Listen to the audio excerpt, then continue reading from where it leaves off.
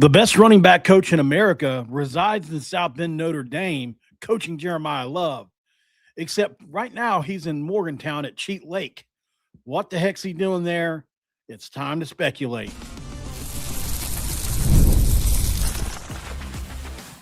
You are Locked On West Virginia, your daily podcast on the West Virginia Mountaineers, part of the Locked On Podcast Network, your team every day. What is up, guys? Welcome back in. My name is Mountaineer Paul. My name is right here, on the screen if you ever need to just make sure it's me. People have called that in a question today, so we'll just go ahead and make sure you see it.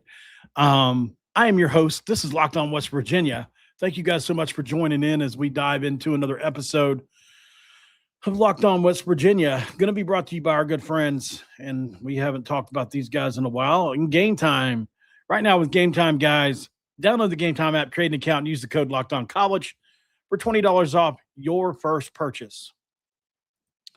Thanks for making us your first listen, guys, and for being a part of the Locked On Podcast Network. We talk about your team, the Mountaineers, every single day into perpetuity. In all seriousness, though, Instagram, I love the gram. Gets me in trouble sometimes, but generally it's a pretty good thing. And today, a certain somebody posted a certain something, as you can see on the screen here. Coach Juan Cider in Cheat Lake, West Virginia, posting a photo where I can only assume is probably at home or where his daughters live, perhaps. I'm not exactly sure the living arrangements, but we know he has family in Morgantown. So obviously there's one side of you logically that says, okay, there's family in Morgantown. Makes a lot of sense why he would be here. The other side to that is West Virginia has a coach opening at the running back spot. And this isn't any old tie-in. This is Juan Seider. This is West Virginia royalty. This is a guy that we would all have number one on our list if we could pick a running backs coach. He just coached a running back that almost won the Heisman. He coached Allen and Singleton during their incredible couple years at Penn State. He coached Wendell Smallwood to his incredible year at West Virginia. He's always been an elite coach. We know that. What's he doing in West Virginia? What's he doing in Morgantown? Can I just make a couple observations about this photo? So, nothing too crazy. It says Cheat Lake, West Virginia. Obviously, you see where he's got the camera pointed. And then you look at the song and the song name. And, of course, it's by Rod Wave. I don't think that's a coincidence. If it is, it is. Why would you pick a song by somebody named Rod? When obviously Rich Rod is the head coach at West Virginia and everybody calls him Coach Rod. For me, that's an Easter egg. I'm sorry. I'm going to bite, and I'm curious how many other people caught on to that. I listen, man. This is the home run hire of all home run hires. This is the one. This is the one. You know what I mean? Like, this is, what do they call it? I'm trying to think of the name. Is it the Golden Veil or whatever you call it? It's man, this is the creme de la creme of hires you can make. And this is a guy that we know is probably wanting to get closer to home. His wife, Brandy Cider, is a West Virginia University alum from Masontown. She has strong ties with Morgantown. They have 3 kids, Jaden, Ava, who obviously is a recent high school graduate, and Brentley, right? So, these are all reasons to get back home. As a coach, I mean, do we even have to say his record is elite, right? He's turned overlooked players into elite NFL prospects and has had explosive units. He's coached guys like Saquon Barkley even. Did he coach Saquon Barkley? I'm making a guess there. We'll go back and look in a second. He's developed several 1,000-yard rushers, close to 10, I think. and consistently ranked among the top recruiters in the country. He was the Big Ten Recruiter of the Year in 2023. His Florida pipeline was elite, man. When he was the Florida running backs coach at Florida under Jim McElwain, he elevated a running back room, finished that had 156 yards a game. The team wasn't very good, but man, he had several NFL backs on that team. Perrine, Malik Davis, others were all good players. Penn State's really where he did his best work, probably. Well, or where he's at now. He obviously transformed the Nittany Lions running back room into a national powerhouse. He had consistently top 20 rushing offenses there. Miles Sanders was there with him. Journey Brown was there with him. Devin Ford, Kevon Lee. You look at Nicholas Singleton, freshman of the year. I mean, Katron Allen. Maybe he came in right after Barkley. Just elite after elite after elite running back room. And then you look at what he just did at Notre Dame. I mean, an immediate splash in that running back room and guided them to a top 15 rushing attack with the star Jeremiah Love, who, let's be honest, would be good no matter who coached him. But still, what a year he had going into the Heisman talk. Cider compared him to Tavon Austin, the only player he said he could ever compare to Tavon Austin. I thought that was interesting. He is that good, probably. And, we realize like there is a ton of different things that have to go right for this hire to happen. I would say, he's going to make probably close to Zach Alley money. He might even demand it. I don't know. He's going to want an extra title. He's going to want to be more than just the offensive running backs coach. He's going to want to be an offensive coordinator potentially, if not more. Maybe he wants to be some type of a assistant head coach as well. I have no idea. But this is a guy that this is the one, like I said earlier. If you can make this hire, you're getting the best running backs coach in the country. One of the top 2 or 3. And one of the best recruiters in the country, and one of the best developers of talent in the country. It's a can't miss hire. Now, the other side of this is, could he just be in town for family? Sure. Absolutely. His current contract at Notre Dame was a multi-year deal as associate head coach and running backs coach.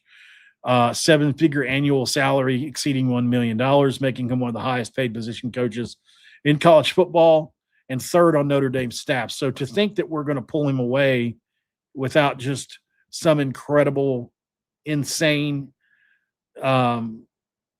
offer is foolish, right? I mean, he's making literally insane. He's making head coaching money at the G5 level.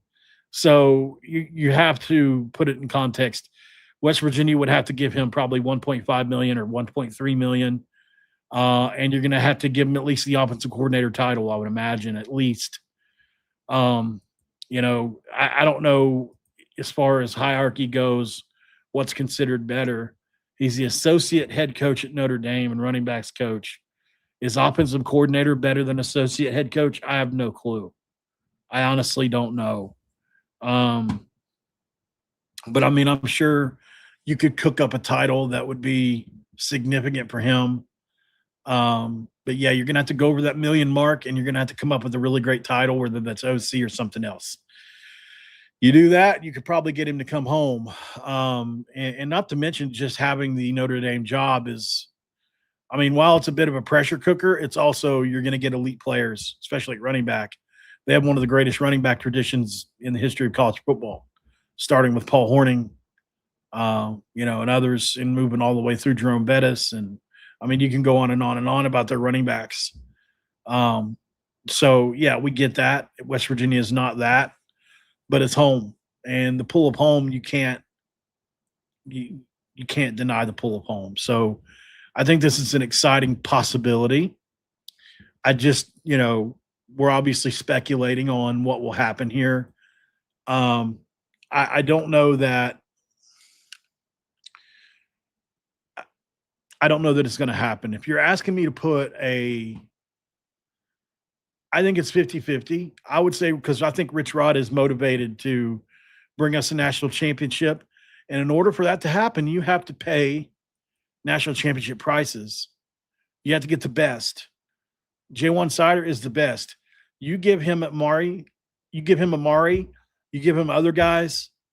I mean, he's going to make them golden. Amari Latimer would be in such good hands with him. We could know that Amari Latimer was going to turn into an all-conference player. Not to mention, and this is the other side of this, who are some guys he could bring with him from Notre Dame if he did come? We're getting into some big speculation here, but let's talk about it next. This episode of Locked On West Virginia going to be brought to you by our friends, and we love our friends always and forever, at Omaha Steaks. Omaha Steaks is doing it big right now, y'all. If you didn't know, now you know. Omaha Steaks is crushing it right now in the holidays. They are here, and whether you're hosting family, planning the perfect gift, or just trying to keep things simple and delicious, Omaha Steaks is making it easier than ever. From effortless holiday entertaining to unforgettable gifts, Omaha Steaks delivers the world's best steak experience straight to your door. And what makes it even better with Omaha Steaks, you know exactly what you're getting and gifting. USDA tender certified cuts, premium proteins, gourmet sides, decadent desserts, and it makes anyone feel appreciated. Who would you give it to? I would probably suggest giving it to your old man or your old lady, whatever it is that you see fit. But I have sent Omaha Steaks as gifts before. Reaction's always the same. Best gift ever. It's become one of my favorite last-minute gifts because it feels thoughtful without requiring any stress. You too can save big on gourmet gifts and holiday favorites with Omaha Steaks if you visit omahasteaks.com. For an extra $35 off, you can get with promo code COLLEGE at checkout where the terms apply. Go ahead and see the site for details. That's omahasteaks.com, promo code COLLEGE. And in segment 2, we crack an Irish Dew to talk about an interesting subject. I think if you're a Mountaineers fan right now, for sure, because with a guy like J1 Seider, who are some Notre Dame players that are in the portal, right? Well, we know the quarterback, one of the top 2 or 3 players in the portal right now is Kevin Minchie, right? Former 5-star quarterback, highly touted, who served as the backup to CJ Carr. I think he would be somebody that you would absolutely be looking towards as potentially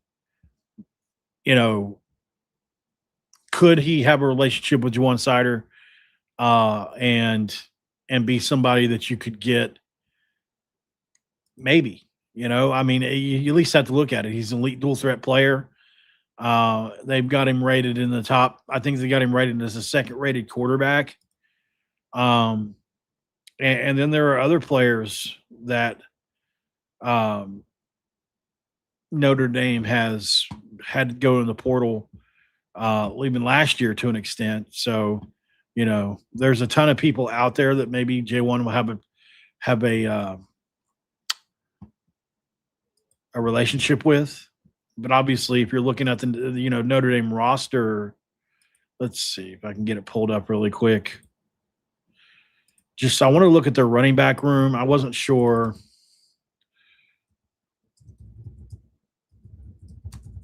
So I wasn't sure if their roster was, loaded in the running back room, if there was anybody that you never know, might transfer. Let's see. They got a running back named Nolan James. It's a freshman from New Jersey. They got a running back named Jadarian Price from Denison, Texas. I remember him. He's a junior. You've got Aeneas Williams, a sophomore from Hannibal, Missouri. You've got Dylan DeVezin, a senior. You've got Jake Tafelsky, another senior from Michigan. Another one from St. Augustine, Louisiana. And it looks like a myriad of others as well. So there's a ton of running backs on that roster, at least, that you would see. Obviously, Jeremiah Love's on that roster, but I think he's getting ready to go. He's going to the NFL. Maybe he's out. He may even be out of eligibility. I'm not 100% sure. But, just those are names to keep in mind if this happens and one of those guys hit the portal. Would Seider bring them over, or are there guys from Penn State's roster that maybe have transferred or gone other places that you could look at? There's, those things come into play. Relationships matter in the portal. We found that out over year. Hell, there are some big time schools that'll hire away for a player that his former high school coach, or just to get one player, because you can have so many coaches now. All right, so this is obviously big news for West Virginia. We're going to put a bow on this topic and move on to another topic that is not as happy.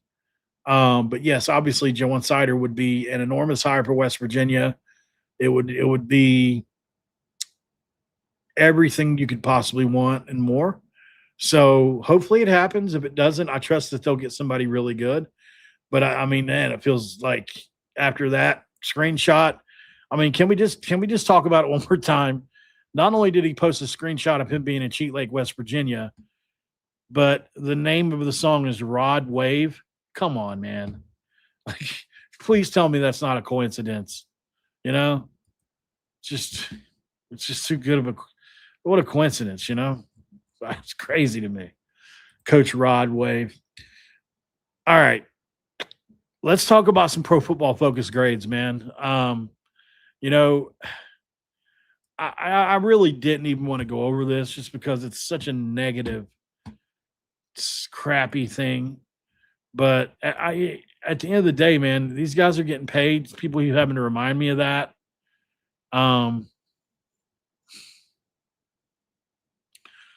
Nobody likes it. I don't think, I don't like it. That's for sure. So now that we have that out of the way, we can just kind of get into what the grades are and talk about it a bit. So there are some good ones on here, obviously. Logan Ramper only played 7 snaps. But he had a 77.8 grade. If you look at Jordan McCants, he played 6 snaps and had a 39 grade. Pro Football Focus.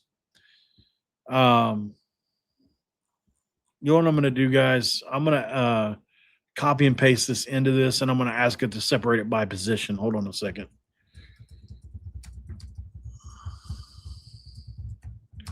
Shouldn't take it but about 6 or 7 seconds. But, yeah, a lot of these grades are really bad. It was too jumbled for me to – I don't like it like that. I like to go position room by position room.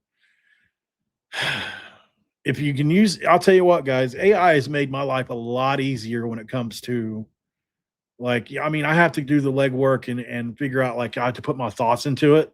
But as far as just organizing them for me, it does a really good job of that. If you have something you do in your life that you think can be more organized, you can't let it do research for you. It's just not in a good enough place to do that yet. It will make too many mistakes. I've learned that the hard way a couple times, but overall, there are some things it can do that, if you've got a bunch of numbers and you need to organize them a certain way, it can do that in literally 5 seconds. So, all right. So we start with quarterbacks now. Nico Marchiol actually had a pretty good grade, guys. 69.7, 231 snaps, which is the best quarterback grade. Scotty Fox was a 56.1, and he had double the snaps, 414 snaps. That should get better, especially with better talent around him. Khalil Wilkins had 47.7. on 147 snaps. Jalen Henderson only had 76 snaps, which is one game, and he had a 53.6. So keep that in mind, right? Even 147 snaps is like 2 games. So it's really not enough for any of those guys except for Scotty to really have a good baseline. Ty Edwards played 67 snaps the one game and have a 72.6 grade, which is really good. Dior Hubbard, 71.4 on 307 snaps, which is really good. Dior Hubbard, 71, or Jaheim White, 71.2 on 62 snaps, really good. Curtis Jones, 68.6 on 34 snaps, which is pretty good. Clay Ash, 61.3. Tyler Jacklich, 56.2. Sincere Bowers, 60.7 on 214 snaps. So just right below average on that for him too. Wide receivers. Okay, so we start with Oron Singleton, 79 snaps, 46.5 grade, just atrocious. Horrible grade. Jordan McCants, 39.4. Logan Ramper, 77.8 on 7 snaps. Jaden Bray, 71.7 on 72 snaps. So we need him back, obviously. Jeff Weimer, 65.7, 519 snaps. Decent grade there. Same thing for Cam Vaughn, 65.3 on 650 snaps. And keep in mind, that was with the team as bad as it was. The baseline is 65, by the way. Anything below 65 is considered non-starter level. Anything 65 and over is considered just a starter, or then the further up you go from there, it's, there's levels to it.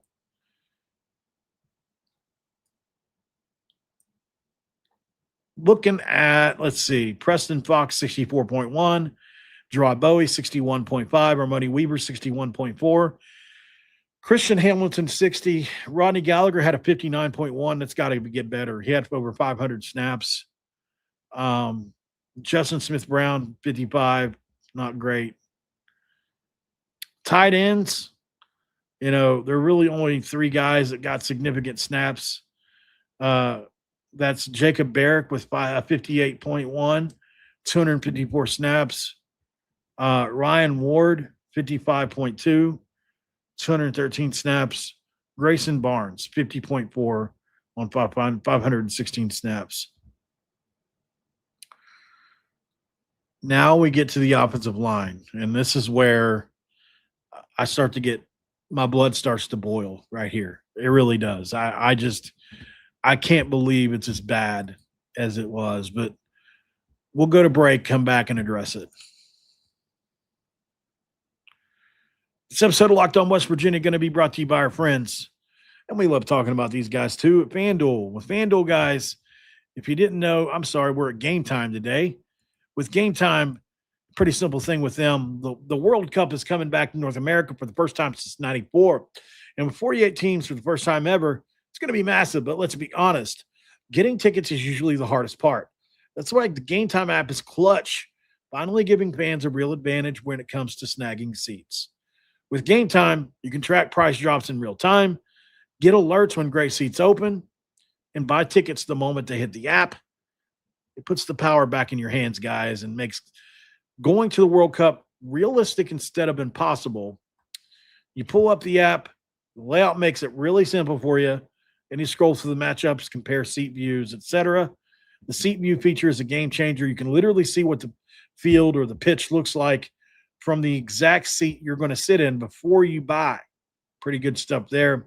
Take the guesswork out of buying World Cup tickets, every match, every concert, even every event with Game Time. Download the Game Time app, create an account, and use code LOCKEDONCollege for $20 off your first purchase where the terms do apply.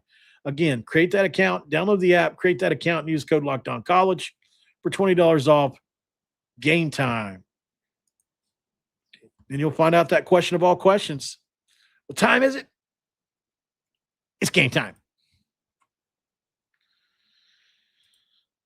All right, guys. Segment 3, and I want to crack one more D.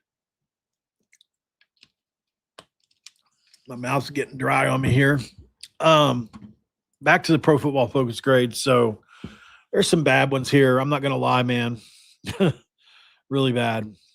Um, a couple of these guys just didn't have enough snaps. Michael Clay had 12 snaps.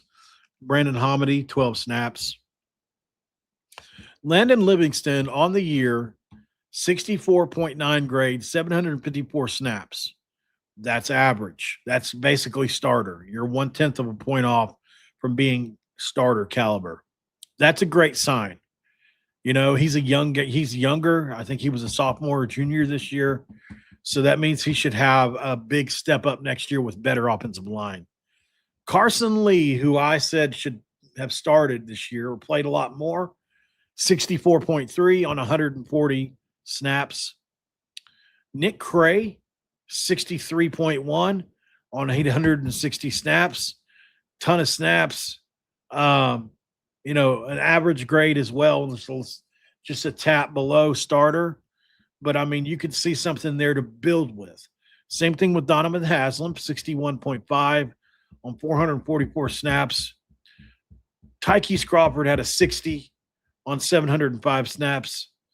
Xavier Bosley only had 2 snaps on the year. Insane, man.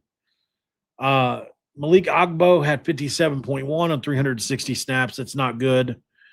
Walter Youngbear, a 52.6 on 566 snaps is awful.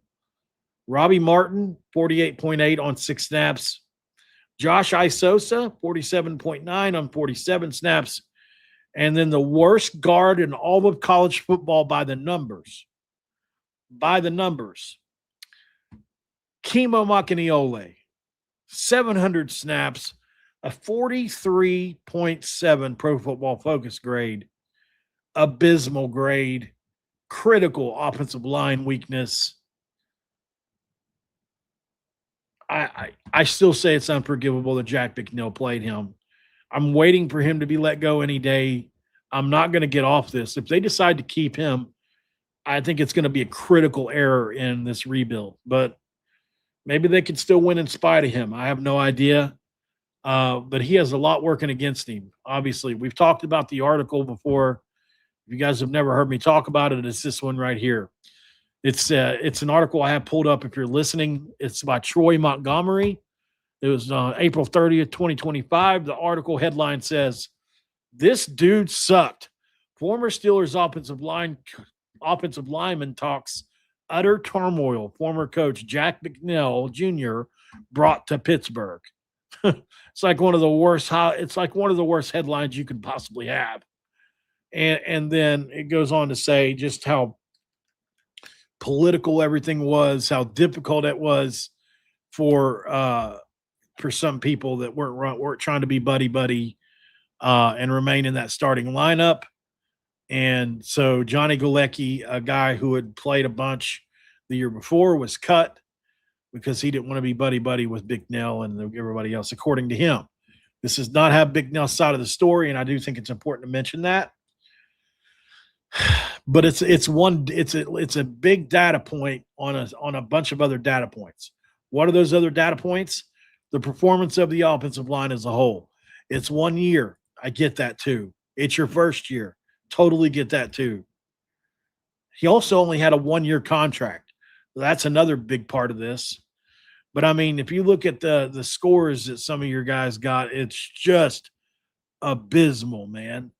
Nobody got above a 69, which is average. 69 is literally average. So, and that guy only played 12 snaps. So it's like it doesn't count. 67.8, 8 snaps, doesn't count. Your best score was a tenth of a point off of starter equivalency. And that was Landon Livingston. Everybody else is 64 or below that. That's Landon Livingston, Carson Lee, Nick Cray, Donovan Haslam, Tykees Crawford, Xavier Bosley, Malik Agbo, Walter Youngbear. But your worst players were Walter Youngbear, Malik Agbo, Tykees Crawford, and that's it, really. The other guys were a little better. It was a combination of not Bosley, but Tykes Crawford at a 59 or 60 grade, and Macanioli at a 43.7, which is the worst grade in the country, by the way. Literally, I'm not just saying that. It is. It's unforgivable. Get rid of the guy. Just it's so bad. Sometimes you just have to blow something up just to get the taste out of your mouth. That's how I feel about this situation. Blow it up, get the taste out of your mouth. Yeah, he wouldn't make changes. That was the other thing I was going to get to. He wouldn't make changes, I know I've used this point a couple times, but Macanioli doesn't play against Houston. We win that game. It was a ranked win. It was a big win at the time, and we ran for 250 yards. Who starts the next game, the next game, and the next game? Kimo Macanioli against the next 2 or 3 opponents, including week 12. You literally ran a guy with the worst scores in all of college football out as a starter in week 12. I don't know, man. I just don't get it. I would love to hear the explanation, but I'm never gonna. All right, moving over to the defensive side really quick. John Lewis, it's funny because I saw him play on a couple separate, the first play of the season, one of the first defensive plays of the season was a huge hit by John Lewis. And I was like, man, he looks really athletic. He had an incredible grade on the year, over 105 snaps, a 77.8 grade, which is very good. It's limited, but it's very good. Next best score on the entire defense, my guy Ben Bogle. So at least I called him right. 75.6 grade, 255 snaps, really strong.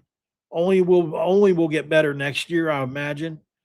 Cam Torber only played 3 snaps. Caden Beiser only played 39 snaps. Ben Cutter, 310 snaps, 63 grade. Reed Carrico, 59 grade on 521 snaps. That's way worse than I thought it was. Curtis Jones, 57.4 on 250 snaps. That's not good either. Chase Wilson, 56.8 on 523 snaps. Ashton Woods, 53.4 on 127. Michael Hasty, 27.7 on 0 snaps. How do you get a 27 grade on 0 snaps? Michael Coach Jr. had a great 73.2 grade. Ty Crutcher, 67 only on 48 snaps, though. Jordan Scruggs had his respectable 66.2. Jason Chambers had a respectable 65.4. Bomar, Robinson, and Nelson didn't have a ton of snaps, unfortunately.